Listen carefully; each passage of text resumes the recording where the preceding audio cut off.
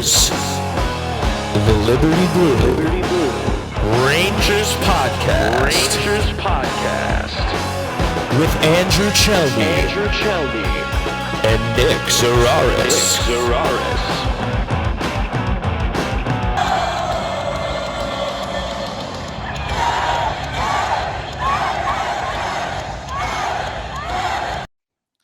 Rangers fans, welcome to the best Rangers podcast in town. I am Andrew Chelney alongside Nick Zararis, and we are Liberty Blue. We scream about the New York Rangers so that you can hear your voice. That's how deeply we care about you. We appreciate that you've joined us for the ride. This is episode 25, live on Twitch. Twitter, and YouTube as well. We'll put the full video up on our YouTube, Liberty Blue Podcast, and the audio version will be available as an audio podcast as well. Give the show that shiny and illustrious 5-star review on Apple Podcasts. It really means the world to us. It helps the show more than you think it does. At Liberty Blue Pod on Twitter and Instagram, I am at Chelney Andrew, CHELNEY Andrew, and that is Nick Zararis, Nick ZARARIS. Those are our personal Twitter handles to follow as well. Nick, the Rangers are blank. Very bad. There is no excusing it. There's no explaining it. They are god-awful hockey team. Before we came on, I said I wanted ISO, a clear out. I'm taking this one-on-one. I've been thinking about what I wanted to say on the show tonight since Saturday night. The third goal. So Saturday, I was in the city. I was on a date with my girlfriend. We went out. We were at the Canuck, and we were looking at tickets every 20 minutes, half hour. Like, if it gets a little reasonable, maybe we'll go to the game tonight. If they went out and gave that performance in a game where the cheapest pair of tickets you could get was $160 to get in on the secondary market, $160 to lose by 3 goals to the worst team in the NHL. That is just objectively fucking hysterical. When you think about everything the Rangers have tried to pass themselves off as for the last 2 years, they had the end of the season go really bad in that 56-game season with David Quinn. They fired everybody. They said, we need credibility. So they went out and got Barclay Goodrow, Ryan Reeves, and Patrick Nemeth, 3 guys who had credibility from other places because this organization is incapable of developing its own credibility. No matter what, no matter how much they try to develop their own guys in-house, sans the 2 goalies who are generational, which Igor is and Henrik Lundqvist was, this organization cannot stay out of its own way when it comes to making the process work. We are at a point now where the first overall pick, the second overall pick, a 9th overall pick in consecutive drafts are all more or less afterthoughts in this organization's pecking order because the coach is trying to save his job. The GM is trying to save his job because they're all living in fear of the owner remembering the hockey team he owns exists and making an irrational decision. That is the reason we are at this point right now where Jimmy Vesey is playing first line right wing and where Barclay Goodrow is the immediate stopgap when there's a problem somewhere in the lineup. The coach doesn't care if Alexei Lafreniere, Capo Kakko, Vitaly Kravtsov reach their ceilings. He's just trying to be the coach for another game. So maybe that eventually he can worry about developing these guys. And this is where it all starts. It starts from the owner on down. During the summer, one of the scabs at Deadspin, and RIP OG Deadspin, which was a good publication at one point in time, a scab at the new Deadspin wrote the Rangers are going to learn all of the wrong lessons from their playoff run. And that person was entirely correct. Every single Ranger fan on social media shitted on that person for a solid 2-3 days about, well, you don't know what you're talking about. The kids are going to keep getting better. They're going to get opportunities now. Well, Alexei Lafreniere played 12 minutes on Saturday night. Where's his opportunity to make it? Because I don't know if you know this or not, but you don't win Stanley Cups because of guys you signed to PTOs. You win Stanley Cups because you drafted somebody 1st or 2nd overall, and they developed into somebody who was close to a point-per-game player and was an impactful player in the defensive end of the ice as well. The Rangers right now are a rudderless ship. And this brings me to the Trouba conversation, to the Gallant conversation. I was mortally embarrassed by what Trouba did on Saturday night. I know everybody who plays men's league hockey, who plays beer league hockey, who played hockey in high school was like, well, you didn't play. If it's not the same thing. Your experience playing hockey, not at a major junior level, not Division I college hockey, That's not comparable to the NHL. That's like saying because you drive to the gas station, you could be in Formula One. Yes, technically there are both cars involved in both of them, but these are not the same thing. Jacob Trouba has to do shit like that because he can't make a hockey play to help the team win. You know what would have helped the Rangers in that game? A good defensive play, a goal. Instead, he's got to do shit like that. And the fact that Athanasiou, who's basically, a depth guy. He's a 9th, 10th forward around at this point in his career. Never really lived up to the potential we saw earlier in his career. The fact somebody of Athanasiou's character felt confident enough to say to the press on the record, well, that guy's a bozo. He gets paid $8 million a year and he has 0 goals. All he can do is hurt people because he can't actually play hockey. That goes to show you what other people around the league think about the Rangers and Jacob Trouba. That they went as far as they did last year on the back of their goalie and the power play. And what did they do? They named a bozo who took 3 penalties and lost them game 3 of the Eastern Conference Finals by himself, the captain of the team, because the general manager wanted a tall American guy as the captain of the team. That goes to show you just how skewed and off the team's priorities are. It's about identity. It's about sending a message. It's not about winning hockey games. If it was about winning hockey games, they wouldn't have dressed Ryan Reeves last year and this year. They wouldn't be paying Barclay Goodrow $3.6 million for another 4 years. They wouldn't be paying Jacob Trouba $8 million, and they wouldn't have made him the captain. Right now, this team is rudderless. The coach is getting absolutely nothing from them, and I'm tired of listening to fucking Gallant. I'm beyond done listening to him spew bullshit. And today he sounded like Vigneault. At the end of Vigneault, he lost all grasp of reality, where AV would just go up there and say whatever. Like after the game on Saturday, for Gallant to say, I didn't think we played that bad. I thought we had good energy. They were lifeless in the first period of that game before they ended up losing by 3 goals to the worst team in the league.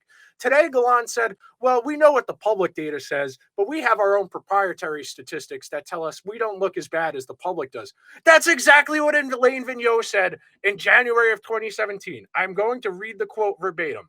We have one of the most sophisticated stats packages that's evolved through the years that gives us breakdowns of important things we believe in and prioritize. That was Alain Vigneault, December 20th of 2017.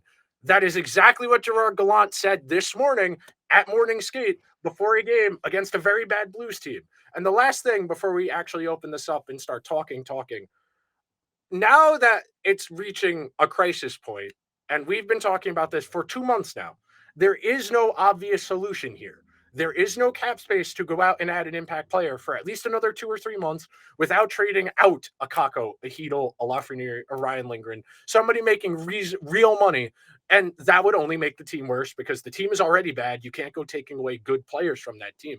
And some of this is just bad luck. There is no mistaking that. That is the way hockey works. Over the course of a long season, you're going to get bounces. You're not going to get bounces. Right now, they have got nothing but bad bounces. The coach has no solutions. The captain is throwing temper tantrums on the ice like a kid at Toys R Us who didn't get what he wanted. He's throwing things in the aisle. He's crying, talking to the media. He wouldn't have to do that if he could actually play hockey. But because the general manager wanted a tall American guy as the captain of the team, instead of somebody who might actually be able to help and lead by example, as opposed to performative actions that a child does when they don't get their way, that's why we are where we are right now. At this point, the way I knew shit was bad was when Larry was firing salvos across the bow. Because when the coach loses Larry, that's usually it. Larry was there till the end for David Quinn. He was there till the end for Vigneault. He's already saying, well, the coach has got nothing for this group. I think it's time. I mean, I tweeted it as a joke yesterday, and I was thinking about it, like, what's the most ridiculous course of action we could have here? I'm very much waiting for Drury to fire Gallant and be the coach and the GM at the same time till the end of the season, because there are no coaching candidates out there other than Barry Trotz, who I don't think would fix the problem, available right now. Claude Julien's too old. I have no interest in Mike Babcock, and everybody else who's good is already on a staff, and you're going to have to trade something to get somebody. There are no solutions unless one of the kids magically decides to go on a heater playing 12 minutes a night. There's nothing going on here. It's unrealistic to expect Igor to go back to being a 930 goalie and the power play to go back to being a 25% power play. Those are the only reasons they were good last year. They would have been a lottery team if they had league average goaltending last year. It's just there are so many clear-cut problems. and nobody wants to address the real problems because they're busy arguing if Trouba's hit is clean or not. It doesn't matter if it's clean or not. It's questionable. It's in a gray area. When you continuously throw hits like that, you don't get the benefit of the doubt anymore when you repeatedly put yourself in that situation. I'm tired of having to be Kevin Costner and JFK going frame by frame like this is the Zapruder film. I don't care if his elbow's tucked or not. The puck is gone. The only reason you throw that hit in that situation is to send a message, not to win the hockey game. At that point, that game is more or less over at 3-0 after Trouba already got in a fight. You're telling me he has to fight twice in a game to get the guys going? If the coach can't get them going after that, what are we doing here? I'm at this point, I've been yelling for 8 minutes. Andrew, relieve me so I can take a sip of water. Yeah, the funniest thing about the Trouba thing is that he fought, when was it, Friday, knowing that he was really injured and he really shouldn't be doing this, didn't help himself by throwing punches. And then the very next night, because that accomplished absolutely nothing, said, hey, let me do this again. And so he did. And he fought more people twice. And the only thing that came out of it is the Rangers scored 1 goal. And then as soon as Jacob Trouba got out of the penalty box after I think it was like 17 minutes or whatever it was in penalty time, he took a ridiculous penalty. And then that resulted in the 4th Chicago goal. So you can be happy that Jacob Trouba is out here showing energy and that he cares. And if you can't see me and you're listening to the audio, I'm doing massive air quotes right now because like the thing about Jacob Trouba, and we've been talking about this for weeks and weeks and weeks and weeks, is that this man is not very good at playing the game of hockey right now. So for him to be like, this is my way of providing the impact is the most ridiculous thing I've ever heard, because you get paid $8 million to be a good defenseman. So you're not defending, because a couple of those goals last night was on not last night, I mean on Saturday, were on Jacob Trouba. Like that second goal where he could have blocked the shot, he could have deflected the pass, but instead he just stood directly in front of the shot, screened Yaro Halak, and the puck went in because Halak couldn't see where the puck was going. $8 million for what? For what? Like it is baffling that this man continues to play when he's injured. If he's that injured, then why is he fighting? There's 3 fights in 2 games that all accumulated to absolutely nothing. You have a gif about it now that Jacob Trouba's angry and throwing his helmet onto the boards. Okay, but that didn't do anything. Go out there and do something yourself about why your team is down multiple goals. You put yourself in the box for a whole period, and then once you got out of it, you got right back in. That's not what a captain does. That's not what an $8 million a year guy does. You're not a 4th line fighter. You're one of you're allegedly one of the top defensemen in the league. Do something about it. What is fighting? What is fighting and taking yourself off the ice going to do? Absolutely nothing. I don't like this is this is ridiculous that we have to be talking about this, because it's like Jacob, you get paid so much money to provide positive impact on the ice, and yet you do nothing but take penalties and fight people. You're like, we just traded Ryan Reeves. That's what he did. Like, why? Why? The stat I told you about before we started recording is the one I think that's going to tell you all you need to know. Since that game, the first game against the Red Wings, the one that they lost by multiple goals, Trouba has been on the ice for 16 total goals, for and against. 12 of those are goals against. Jacob Trouba has a goals for percentage of over the last month of 25. When the Rangers are on the ice with Jacob Trouba playing defense, the other team is outscoring them 3-2-1. He is playing abysmally bad hockey. He is in the 3rd percentile of goals above replacement. Percentiles go from 0 to 100. 100th percentile defenseman right now is Miro Heiskanen. A third percentile defenseman right now is Jacob Trouba. This is simply ridiculous that the team it's gotten this bad. There is too much talent on this team to just keep trotting out the exact same lineup, and the only difference being we're changing who the 12th forward is and we're changing who the 6th defenseman is. And this is something I've seen a lot of people talking about on Twitter, on Instagram, on TikTok even. Gallant has his guys where no matter what they do, they're infallible. It's a varsity and a JV type system where Kreider and Zibanejad, no matter what they do, they're fine. Panarin and Trocheck, no matter what they do, they're fine. That third line, the kids, Hedel, Lafreniere, and Kakko, who have gone through a rut here, but I won't deny they have not been good either in the last month. The Rangers are never going to win a Stanley Cup if those guys do not reach their full potential. That's the problem here, and why I get so frustrated with some of the discussion we see here. Well, the coach is trying to dress the best lineup to win this game. Well, it's great. He's trying to win this regular season game in December. That's not why they brought him here. If it was about trying to just win game to game, they would have kept David Quinn doing the same exact bullshit for another year of we'll take time, we'll figure it out. Well, you've had enough time now. Lafreniere is third season in the NHL. Kakko his fourth season in the NHL. K'Andre Miller his third season in the NHL. Vitaly Kravtsov got drafted 4 years ago, and he has less than 100 games played at this level. The team tried to have both. They wanted to contend, and then said, okay, as soon as we can't afford to pay our older guys, these young guys, they got to be ready to go 15 minutes a night, no matter what. And Kakko and Lafreniere were fine in the top 6 that first month up until the first Detroit game. That line of Kakko, Zibanejad, and Kreider is still in the top 10 of expected goals of any lines in the league for what they did a month ago. That is how good that group was. The puck just wasn't going in the net. And instead, the coach panicked because he's trying to save his job.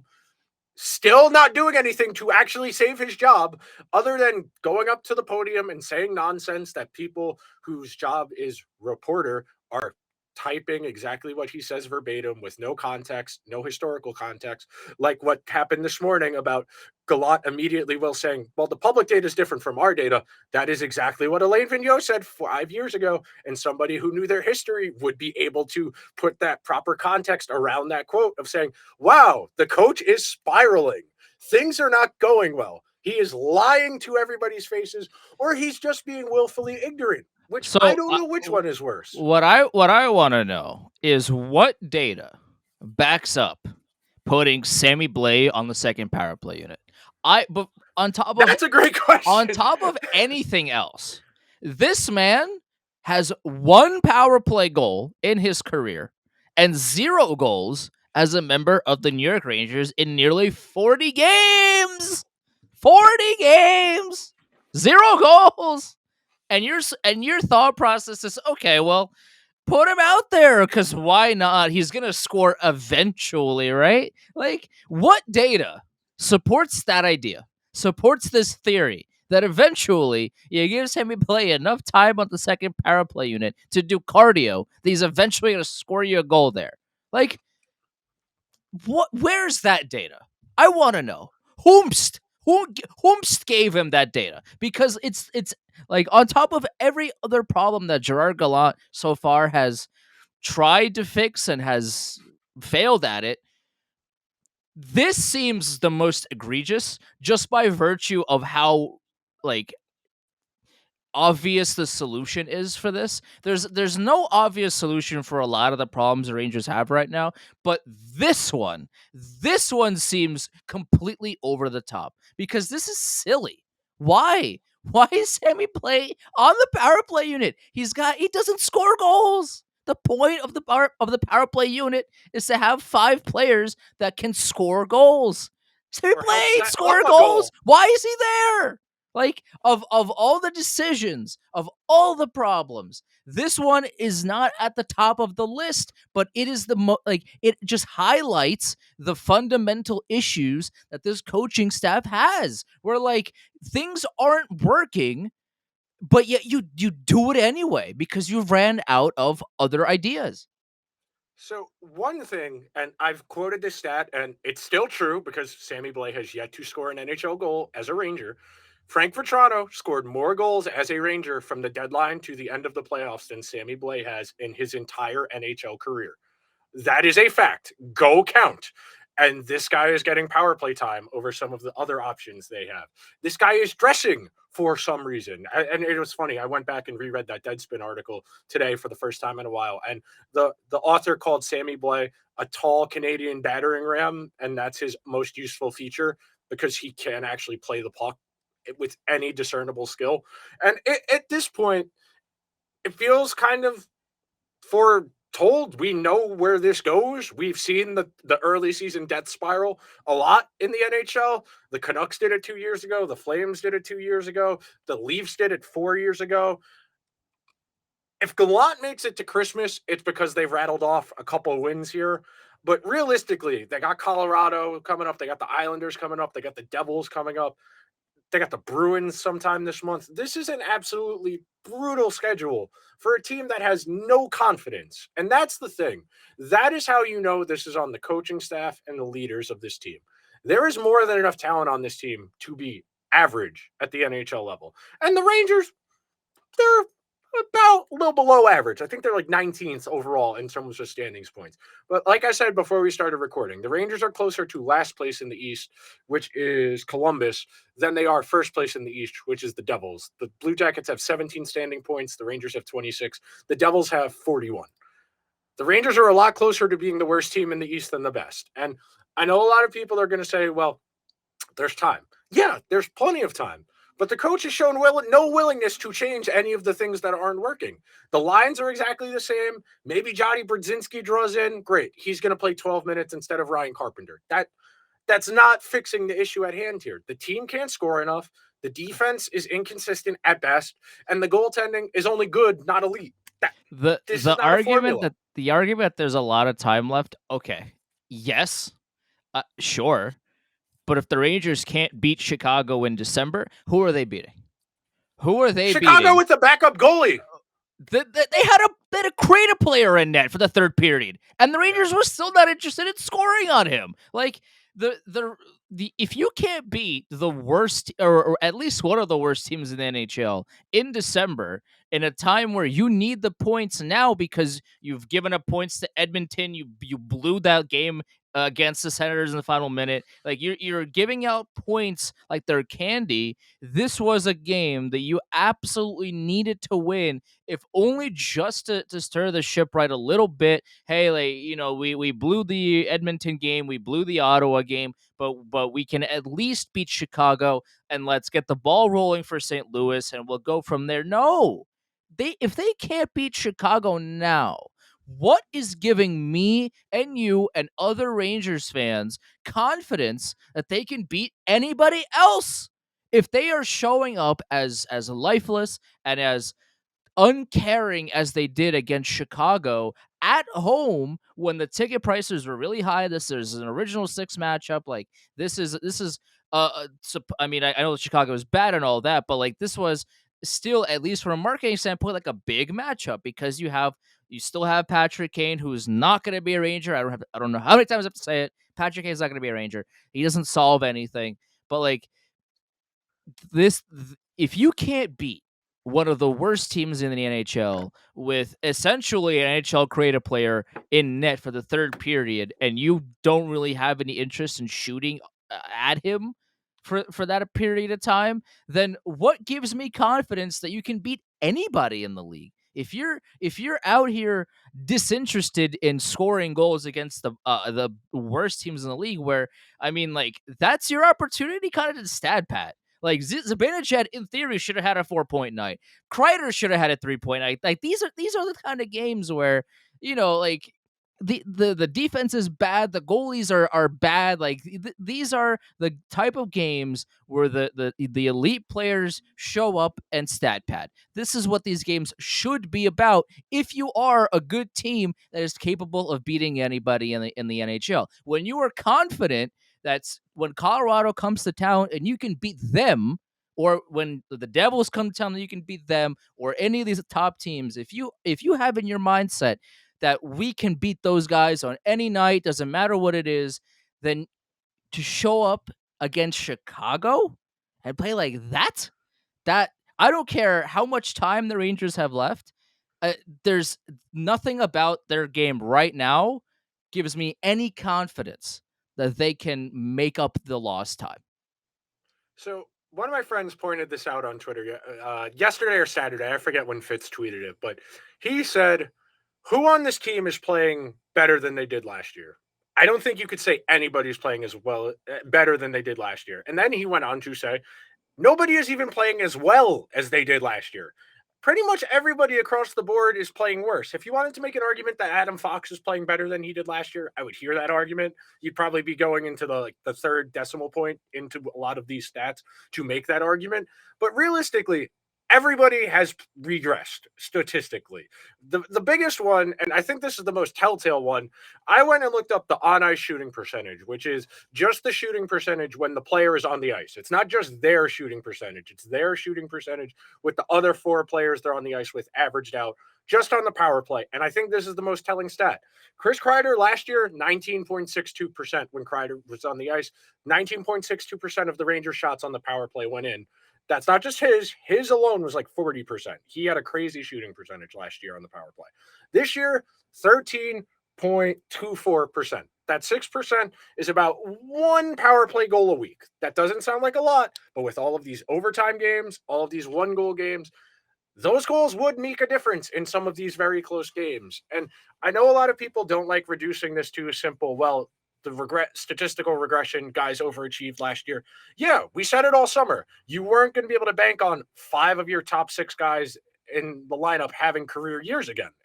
That's not the way sports work. You just can't expect career years from everybody multiple years in a row. And realistically now, are you rooting for the death spiral? Because the way you look at it, if you root for the death spiral now, they get Gallant out of here by Christmas. God knows who they bring in to coach the team. Because someone pointed this out to me when I suggested, well, maybe Drury would just make himself the coach and the GM. If Dolan is breathing down his neck, what's to stop him from trading both of the first-round picks in next year's draft to get stopgaps to try and keep himself here for another year and fucking up the future for a core that's not very good? Like, as much talent as they have right now, the team is not playing well. And to fuck up the future for keeping your job right now, I think there's a real concern that if things go really bad here, they try and speed this up and force it. And then definitely this summer you lose Hedel, you probably lose Lindgren, and you're really scraping the barrel to fill out the bottom half of this lineup. And then you got guys, Panarin's another year older, Zibanejad's another year older, Kreider's another year older, Trouba's another year older, Gaudreau's another year older. Really quickly, you can see why a lot of people were, well, the Rangers didn't rebuild. They retooled. They got rid of old expensive guys. They brought in some new, older, expensive guys. And then as soon as they needed production from their young guys, they said sink or swim. And as soon as they sank, they plucked them down the lineup. PTO, Jimmy Vesey, first line. Really quickly, you can see the death spiral happening and why there's a collective sense of glee on the internet from people who dislike the Rangers. I mean, what I have to say about that is this: like, okay, if you want to fire Gerard Gallant, if you're a Rangers fan or if you're Chris Drury or whoever, okay, so you fire Gerard Gallant. Is Barry Trotz the solution? Because we talked about this last week, right? No, like he is the best name that is currently out there, sure. But the thing about Barry Trotz is that he has a lot of the same ideals when building out the roster lineup that Gallant has, in that when he was coaching the Islanders, a lot of the time with Matt Barzal, he stapled guys like Leo Komarov next to him. This is essentially putting Barclay Goodrow next to Zibanejad and Panarin and saying, have fun, because that's what you're going to get. It is a lot of the same things that we dislike about Gallant's coaching style, Barry Trotz does similar things in that vein. So while the system might be different, and maybe that would be a wake up call, maybe all it takes is a coaching change and a different voice in the locker room, and the team finally decides, hey, we're kind of in the middle of a season here, we should start winning games. Maybe that's all it takes. And I don't know, because again, hockey is a weird, stupid, silly sport, and the weirdest, sometimes the smallest things can cause the biggest ripple effects. And all you need is for Barry Trotz to come in and say, "That guy stunk, didn't he? I'm the new guy now, and I'm much better than he was."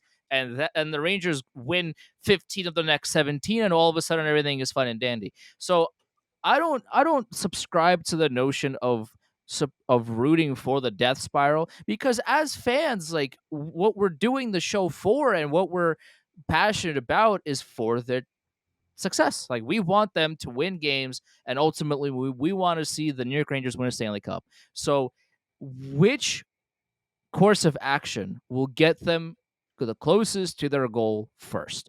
Is it maybe steering this season right by making X, Y, and Z changes, whatever they may be? We can fight and argue and discuss which of these choices can be made, whether it's changing the head coach, whether it's trading somebody and getting somebody else. Like, if you want to go a more drastic approach, if you want to go nuclear and trade half of your team to all of a sudden build a brand new team, then I guess like they can do that. I don't think that anybody in the NHL would ever do that, because it's the NHL and everybody's too scared to do anything.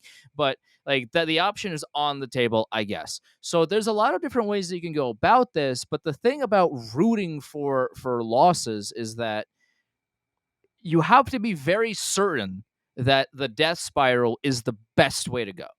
And I don't know at this stage if that is the right case, considering like they're really bad and they're still above 500. Like, this team is brutal on the ice right now, and they're still knocking on the door of the playoffs. Like, they're still fighting for those spots and all these things. Like, for all of our complaints about this team and how they've played to this point and the coaching and all this, they're still right there. So it's not as if they're as bad as Chicago when everything is as bad as it could be and the wheels are falling off. They are right there despite being as currently bad as they are. So I hesitate to say they should keep losing so that this process can speed up, because despite all of it, they're still right there. I don't know if that's the right I don't know if that's the right mindset to have as a fan.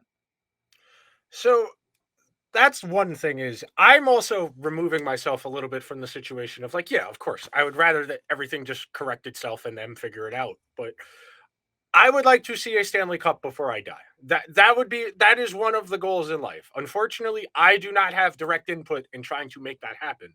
So I talk into the void and hopes that enough people will listen that eventually someone intelligent could make what I am saying into some sense. And realistically, I I was having this discussion with one of my Islander fan friends about the way the Rangers constructed this roster. They were banking on two lines at 5-on-5 doing all of the scoring, the kids taking a step, the third line treading water, and the fourth line not being an abomination. They were banking on Fox to play 27 minutes a night with Lindgren next to him. They were banking on Trouba and Miller to continue. They were banking on Miller continuing to improve and dragging Trouba along as Trouba got worse as he got older. And the third pair just not be an abomination, and Halak to be at least as good as Georgiev was last year, if not a little bit better. And the roster construction hasn't worked. The way they designed this roster, it is not working. The goaltending is having a harder time. Yes, some of that is just, regression from a Hall of Fame type season to a good season. I mean, Igor's still 916, 915 on the year. And last year he was 935. So 913 is not bad. League average is 910. If you're over 910, that's workable. You can live with that. But realistically, the way they approach this, and we said this in July, the day they signed Vinny Trocheck, they are banking on the top line, the top two lines being the entirety of the offense. That's what's happened. They are getting nothing at 5-on-5, and the power play is 5% less good.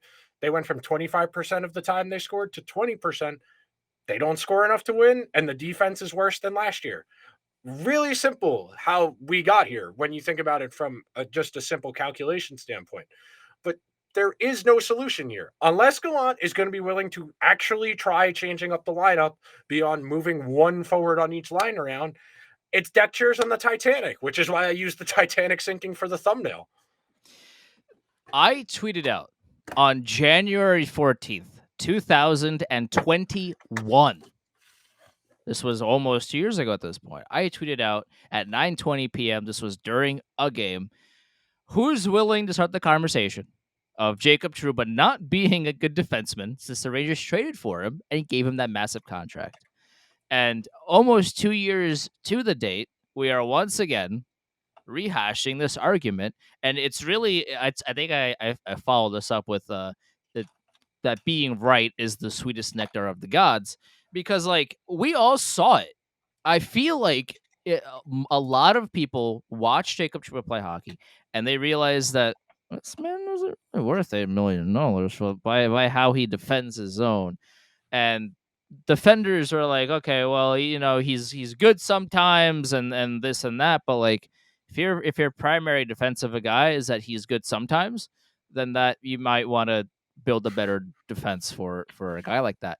But it goes beyond Jacob Trouba. Like I understand the money. I would love to use that money elsewhere. I would be because he's just not performing up to that level, and because he makes that kind of money, the coaching staff is terrified to scratch him, and it's they won't move him because he has a no move clause. But even if they wanted to move him, who's going to take that contract? Okay, so you trade Jacob Trouba 50% retained for a sandwich? Like, I don't. Okay, so you get rid of Jacob Trouba, you trade away your captain. That creates a problem in the locker room because supposedly they wanted him to have the C, and now he's gone.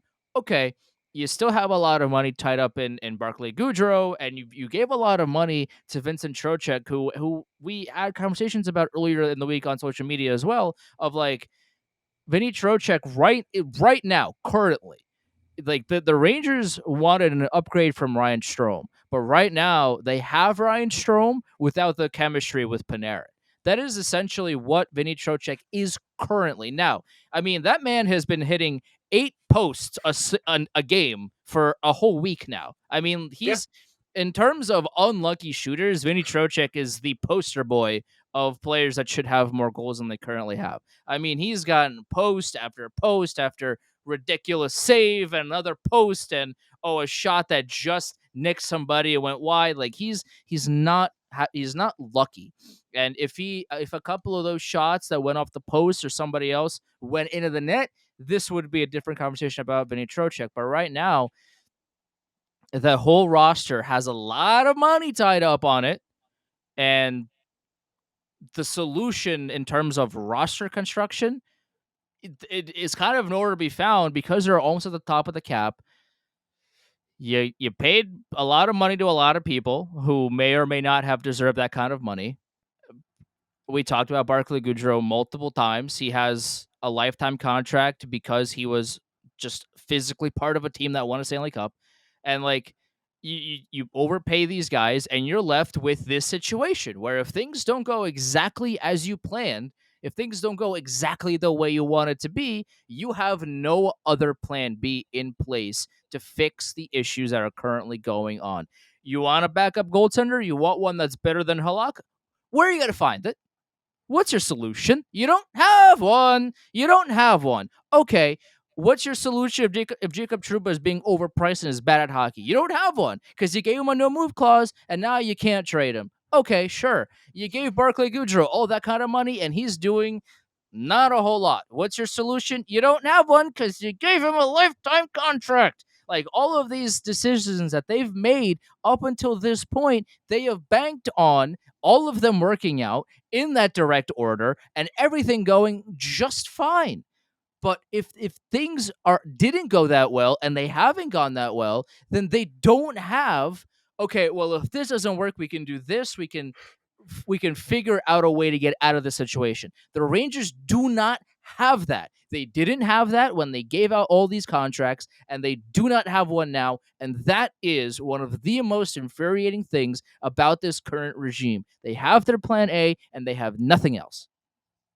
Oh, you can tell. I mean, the day they gave Gaudreau that contract that extension, because remember they traded for him, there were people already saying, "Well, we can get rid of him after 3 years." If you sign a contract for 6 years and know that by the third year it's going to be a bad contract, you probably shouldn't sign the contract. And it speaks to the front office trying to buy credibility as opposed to developing credibility, and that's something that we've seen the Rangers struggle with forever. They have had a decent turnout. I mean, if you go around the league and look at who on other rosters has come through the Rangers organization at points, there's a decent chunk of guys who have turned into really solid NHL players because they had the opportunity to leave, go somewhere else, and actually thrive. Of the guys they've drafted in-house who didn't play college hockey, didn't play in a men's league in Europe, didn't play in the KHL, didn't play in an extended time in the AHL, the only one is Filipino.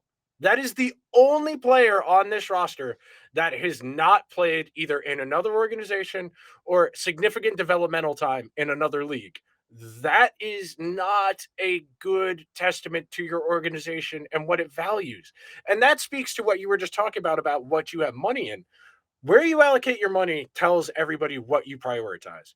In giving Trouba, Gaudreau, Reeves, Nemeth, Trocheck, you value identity, toughness, being annoying to play against, rather than just being good and scoring goals. That's really all this conversation comes down to. Also, by the way, if you score a lot of goals, you're annoying to play against. I don't know if people know that about sports, but if you have losing sucks. If Try you doing that. If you have a thing where you consistently score 4 to 5 goals a game, then it doesn't matter how hashtag annoying or how much hashtag grit your players have. They're annoying to play against. Why? Because it's really difficult to outscore a team that consistently can score from whenever, wherever, and however they want. Like, I don't care if Sammy Blais is out here doing hits sometimes.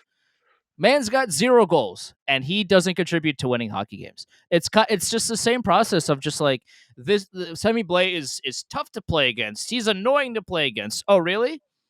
Yeah, the 0 goals that he scored makes it really difficult to play against him, I'm sure. So you know how we know this doesn't work?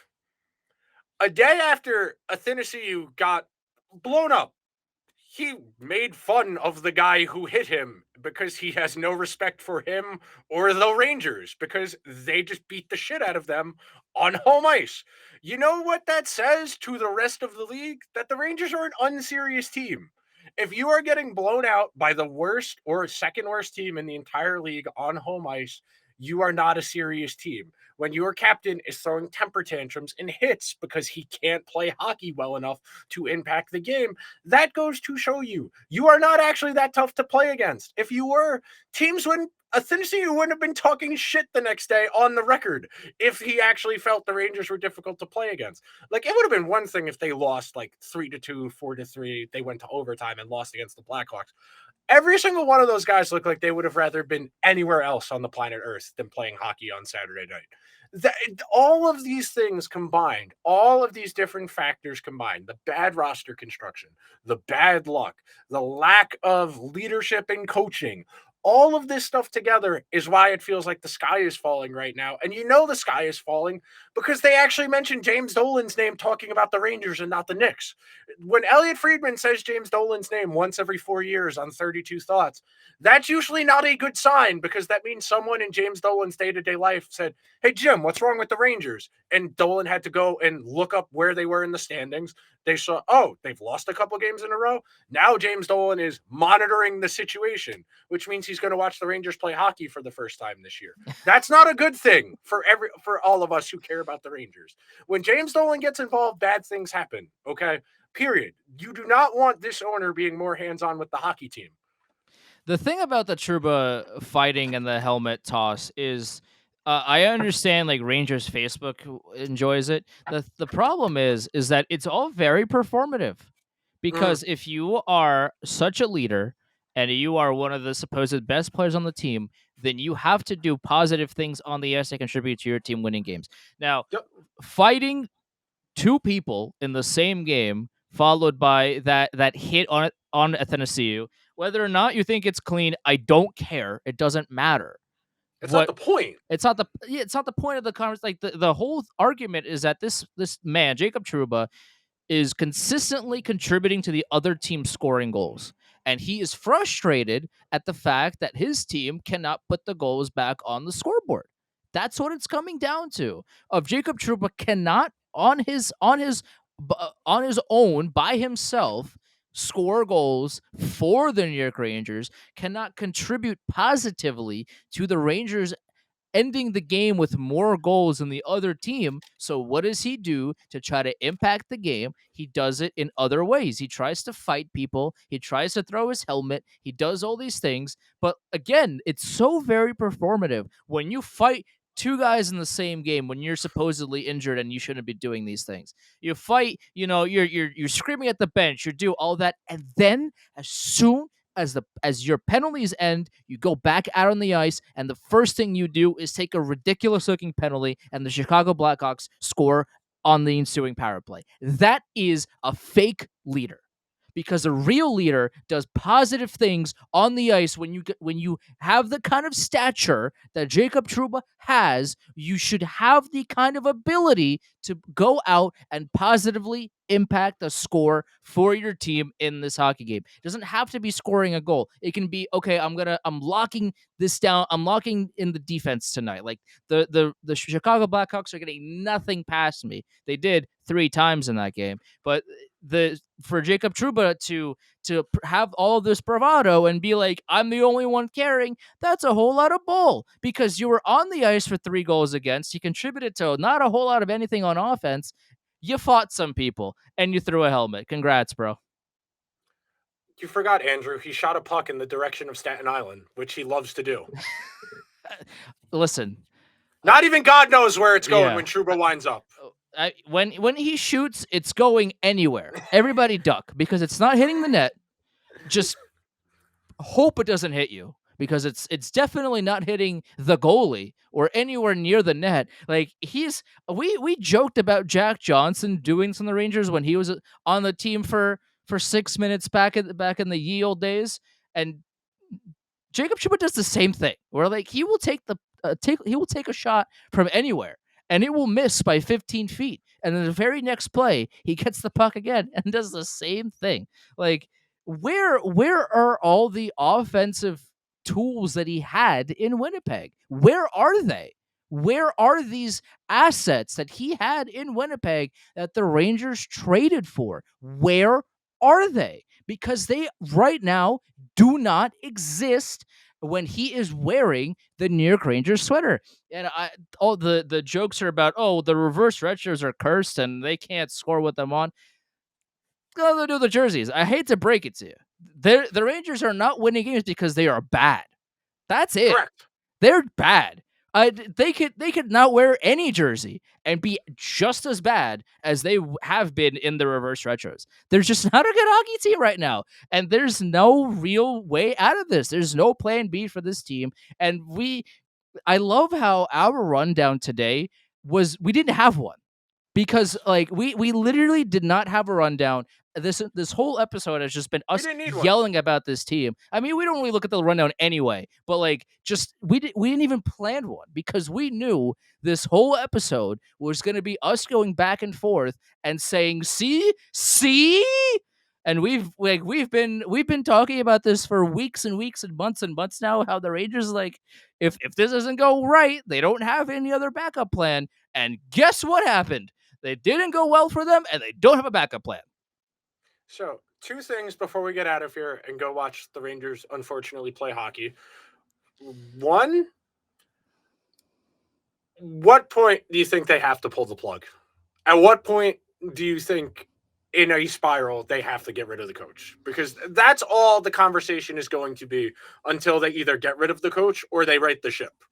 It's not going to get easier for them, because right now they're going to play St. Louis. On Wednesday, they play Vegas. On Friday, they play Colorado. On Monday, they play New Jersey. Thursday, they play Toronto. Like, there's no real like where are they going to get these points from? Okay, I mean, I guess you can argue on the 17th and the 18th of December they play a back-to-back, or they go to Philly and they go to Chicago. I mean, like, these games, if you cannot beat the bad teams, where the Ottawa Senators came back in the final minute and stole a point. This was another win that the Rangers just coughed up, gave away, gift wrapped over to Ottawa.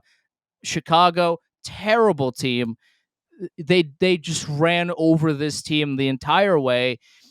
Where are you supposed to get these points back? So right now, it's interesting that the question was posed, because there's no real answer to this either. It kind of just depends on how they play. If they go, if they play against St. Louis and this is like a 3-2, 4-3 game, and some like crazy bounce happens and it just goes into the net and they lose or whatever, that's one thing. But they played a really good game, then that's one thing. But if they look anywhere as bad as they did against Chicago, then I mean, the change might come a lot sooner than people think it might, because if they've looked bad for weeks now. I get that they beat Ottawa once, or even that, it should not have been as close as it was. Okay, you beat Ottawa once and then you get dumpstered by them the very next game that you play. It's the way that they have looked is worse than the results that they've gotten. A lot of the results have either been overtime losses or close games and this and that, but they have not looked good for weeks. And if this continues to go on, I kind of don't have the sense that Jimmy Dolan, a man who famously has a lot of patience, will have a lot of patience for this Rangers team. Somewhere Charles Oakley just clutched his chest. All right, let's get out of here and go watch the miserable hockey team. Make sure you're subscribed to the show wherever you get your podcasts. We're on all the major streaming platforms for audio. We're live every single Monday, Twitter, Twitch, and YouTube. The show, full video, will be up on YouTube sometime tonight, maybe tomorrow morning, depending how fast my computer renders. We don't even have 3 stars because they don't deserve the 3 stars. Like it's not that we forgot about that segment. Is that the Rangers simply do not have 3 stars to give out. You would ideally the 3 stars are like, hey, who are the 3 best Rangers? And sometimes we meme and pick other people, but this week's 3 stars would have just been sad. Okay, They beat Ottawa once and then they got dumpstered. Like there's not a whole lot of hope right now that really there's nobody really on the team that deserves a star. I mean, okay, Adam Fox is still Adam Fox. Okay. But everybody, like, this team right now has stopped us from doing 3 stars this week because of how bad they have looked. It's a protest. It's an act of protest. There's nobody who's deserving of acknowledgement on this team right now. That's right. Positive acknowledgement. That's right. If you're not already, make sure you're subscribed to the show on Twitter and Instagram, Liberty Blue Pod. Make sure you're following Andrew and I. I'm sure the tweets are going to be morose tonight, is the word I'll use to describe it. His Twitter handle is Chelney Andrew, CHELNEY. Mine is Nick Zararis, Nick ZARARIS. I need to find a new hobby. Hockey's so bad for me. We'll see you guys next week. What is the famous tweet? You got to be a blank and idiot to be a sports fan. Like this is how I feel right now. It's like, dude, I have to sit here and watch this. People enjoy this. This is what we have to do. Seriously. Thank God I didn't go to that game on Saturday. If I paid legal money for legal U.S. currency for that game, I would have gotten arrested. Oh, boy. All right. See you later.